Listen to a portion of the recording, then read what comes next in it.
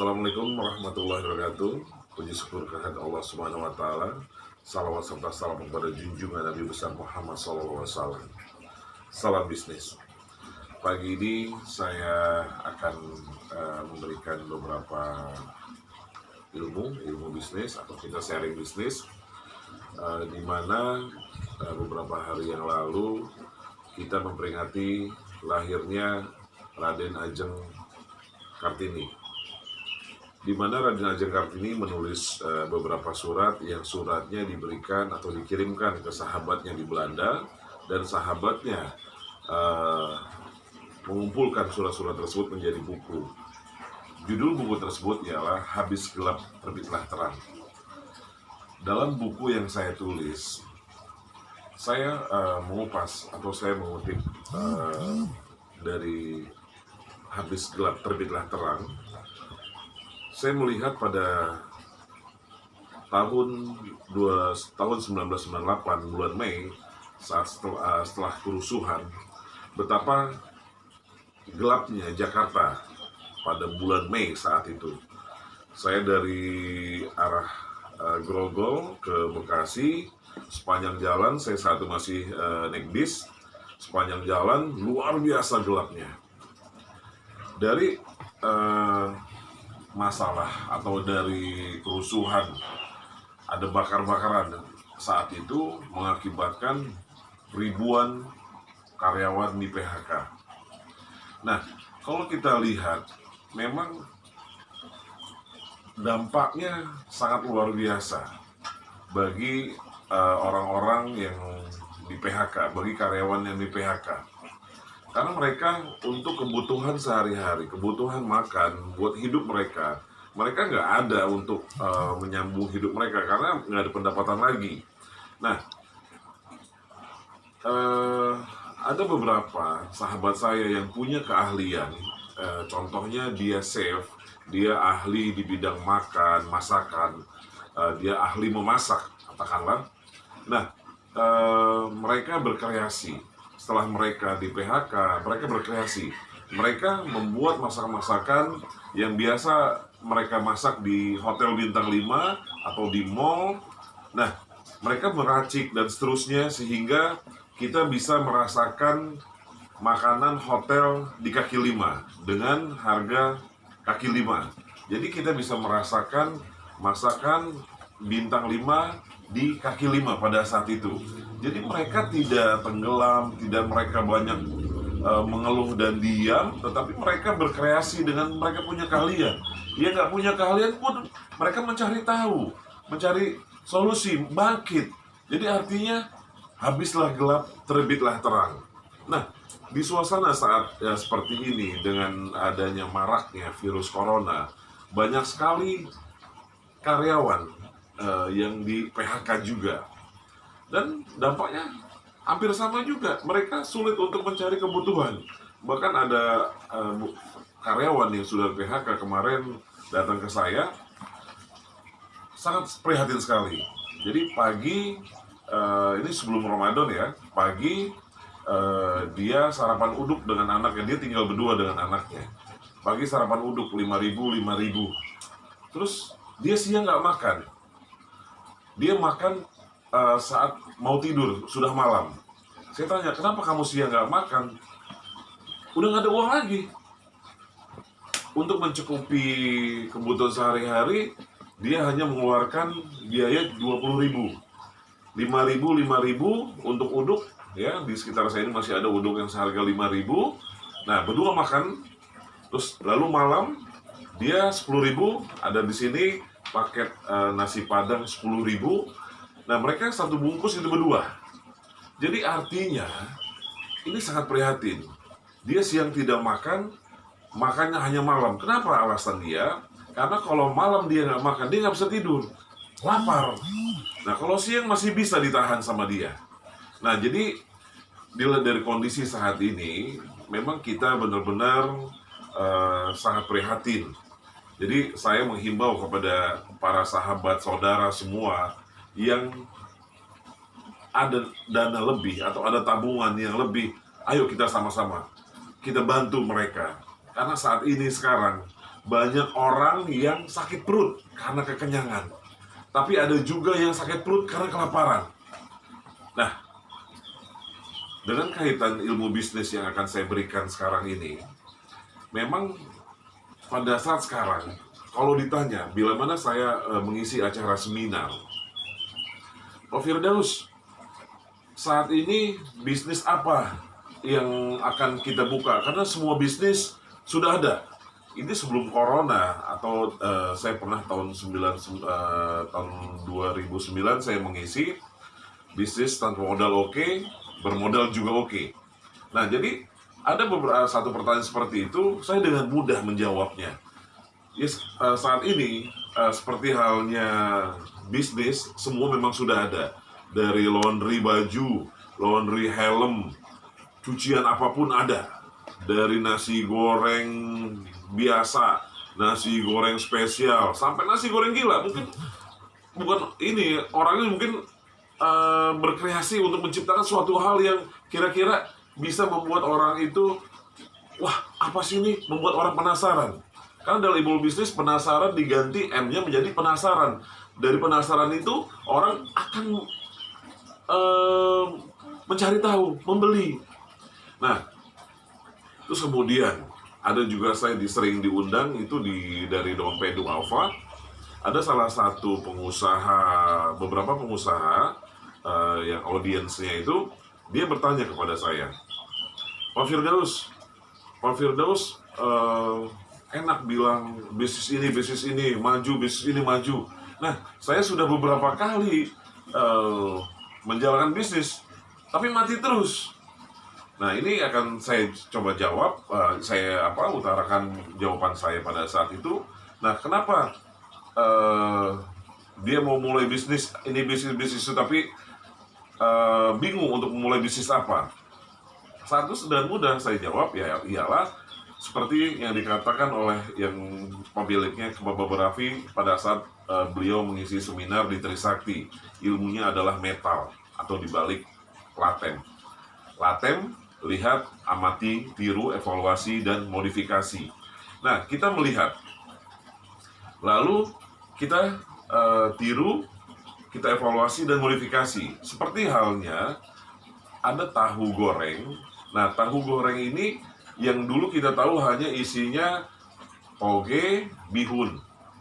Terus rasanya biasa saja. Tapi ada yang menciptakan, mengkreasikan, ada namanya tahu jeletot. Yang tahu kita makan sudah pedas sendiri. Atau ada yang mengkreasikan dari singkong dibikin getuk, atau dibikin kue-kue yang punya variasi. Kue yang punya nilai tinggi dari yang singkong biasanya. Nah, kemudian ada yang dari pertanyaan yang dari Dompet Alpha, salah satu pengusaha, dia usaha macam-macam tapi tidak berjalan.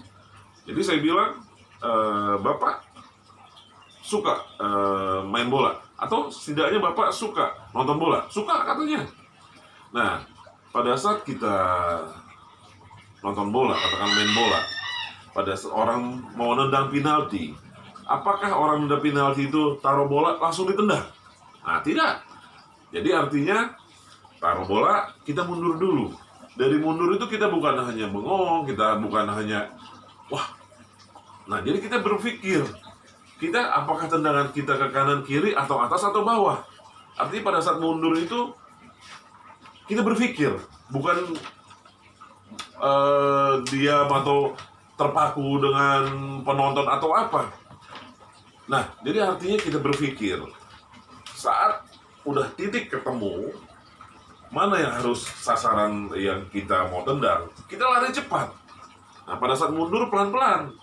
Jangan mundur langsung buru-buru seperti itu. Pada saat mundur pelan-pelan, pasang strategi, udah tak tahu titiknya, lari kencang, tendang, 90% gol.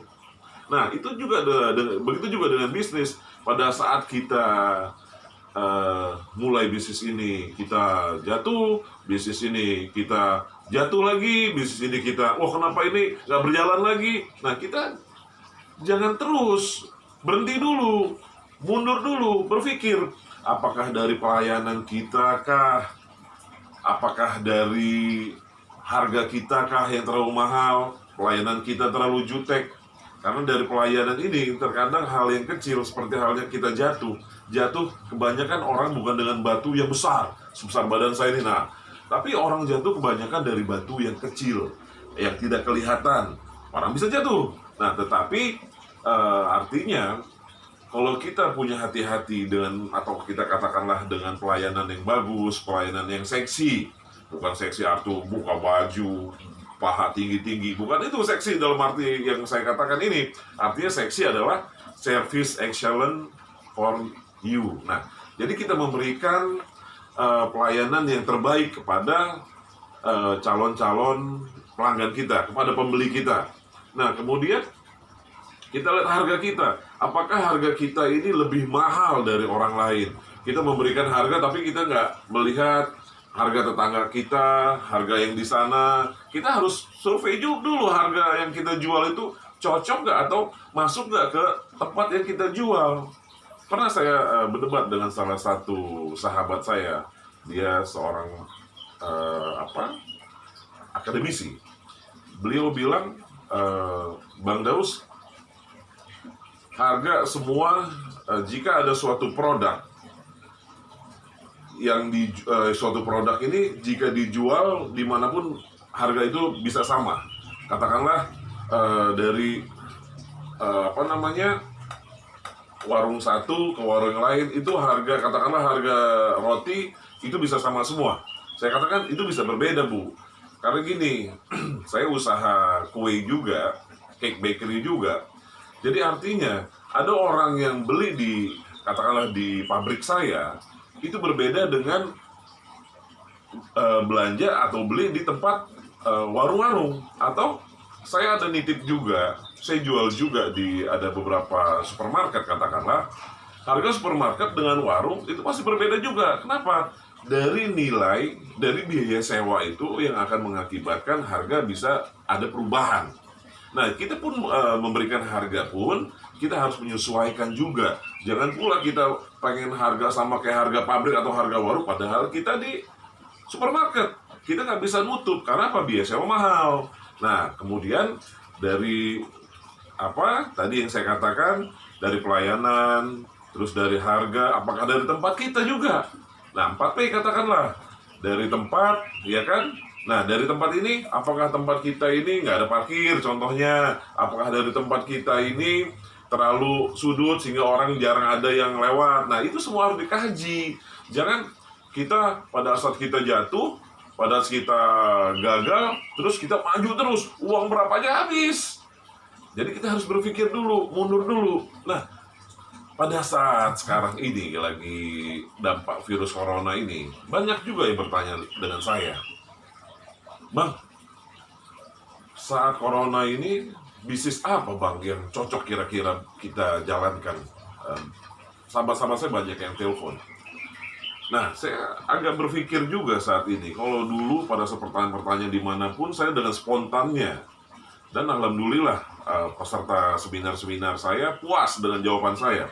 Tapi kalau saat ini, memang luar biasa. Para pakar pun, bisnis pun sekarang ini lagi berpikir, kira-kira apa? Karena kenapa? Yang sudah saya utarakan pada video yang sebelumnya, yang ada tahapan atas adalah pelanggan pemesan, yang tengah adalah karyawan kita, yang ketiga yang di bawah adalah mitra kita, rekanan kita. Nah, sekarang ini kita mau belanja. Contohnya, saya di percetakan saya, katakanlah ada dari perusahaan mesen 14.000 standing flyer. Nah, 14.000 karyawan saya nggak mencukupi karena mereka sudah takut untuk nggak bisa pulang mudik. Mereka harus mudik udah duluan dari kemarin-kemarin. Jadi saya nggak ada karyawan yang tengah ini, karyawan pun nggak ada gitu. Jadi untuk mengerjakan itu kita harus berpikir cerdas. Nah, kembali ke pertanyaan bisnis apa sekarang ini, memang lebih cocok seperti buku saya, ialah buku Zaman Now. Zaman Now artinya kita lebih mengoptimalkan atau kita lebih pada bisnis online. Kita mencoba berkreasi, katakanlah masih banyak anak-anak yang kos, Masih banyak mahasiswi yang tidak pulang karena nggak bisa pulang. Nah, mereka butuh makan. Sedangkan tempat-tempat makan, hampir semua, terutama di wilayah Grogol ini banyak yang sudah tutup, sudah pulang, sudah mudik. Yang saya katakan tadi, karena takut tidak bisa mudik. Jadi dari jauh hari mereka sudah pulang. Nah, bagi kita yang masih ada, katakanlah saya di Jakarta ini, kita coba kira-kira apa kebutuhan dari orang-orang yang kos, dari kebutuhan anak-anak mahasiswa yang masih tinggal. Jadi kita katakanlah kita bikin flyer atau kita bikin yang fotokopian tulisan-tulisan, kita ketik, terus kita print. Nah, kita tulis menu-menu apa, mereka bisa milih. Atau kita kebutuhan laundrynya mereka. Jadi bisa, semua itu masih bisa jika kita ada kemauan. Artinya semua kita harus bangkit, semua kita harus berupaya. Karena sekarang ini semua hampir mengalaminya. Bukan hanya pengusaha atas, pengusaha bawah, dan semua pengusaha karyawan, semua terkena dampaknya ini. Jadi saya menghimbau pada saudara-saudaraku, mari di bulan Ramadan ini kita sangat diharapkan untuk kerjasamanya, berbagi. Karena apa? Karena saya mendengar, masih ingat perkataan dari almarhum Zainuddin MZ. Beliau mengatakan bahwa almarhum Jenderal Sudirman mengatakan, kita menang karena kita kuat. Kita kuat karena kita bersatu. Nah, mudah-mudahan kita umat Muslim terutama di bulan Ramadan ini kita bersatu, kita saling membantu, karena itu yang saya katakan tadi, masih banyak orang yang sakit perut bukan karena kekenyangan, tapi sakit perut karena kelaparan. Salah bisnis.